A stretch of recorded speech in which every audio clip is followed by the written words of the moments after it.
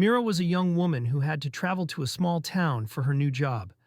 She didn't know anyone there, and when she arrived, the evening was already sinking into darkness. The town was quiet, almost too quiet, with narrow streets and houses that leaned close to each other as though whispering secrets. At the edge of the main road, she found an old guest house. Its wooden sign swung in the wind, creaking like a door that hadn't been opened for years. Inside, the smell of dust and old wood filled the air. Behind the desk sat an elderly caretaker with tired eyes. He welcomed Mira politely, gave her the keys to a room, but before she walked upstairs, he lowered his voice. "Stay in your room, and don't go near room 6. That door stays locked for a reason." Mira nodded, half smiling, thinking it was just an old man's superstition.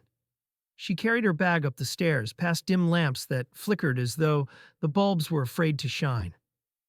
At the end of the hall stood room 6, its door shut tight with a heavy lock.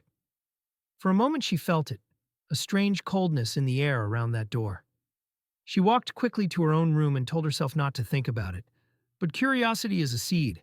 Once planted, it grows. The first night, Mira lay in bed listening to the silence. Then, faintly, she heard a knock. Slow, deliberate, from the hallway. She sat up. The sound came again. Knock, knock, knock. She opened her door, but the hallway was empty. When she stepped out, she realized the sound had come from room 6. She touched the locked handle, but it was cold as ice.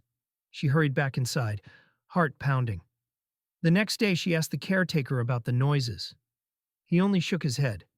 "Old houses make old sounds," he said, but his eyes told another story. Fear, the kind that doesn't fade with age. On the second night, the knocking returned. This time it was followed by something worse. A whisper, a soft, drawn-out voice that spoke her name. Mira. Mira. It came from behind the door of room 6.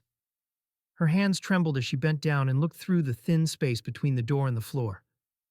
For just a second, she saw something staring back at her, a pale, unblinking eye. She stumbled backward in terror, but when she looked again, there was nothing. Only the locked door and silence. Mira could not sleep. By morning, she was pale and restless. She confronted the caretaker, demanding to know what had happened in that room. At first, he refused to speak, but finally, with a heavy sigh, he told her the truth. Years ago, a young bride had stayed there on her wedding night. No one knew exactly what happened, but she died in that room before dawn. Some said it was a heart attack.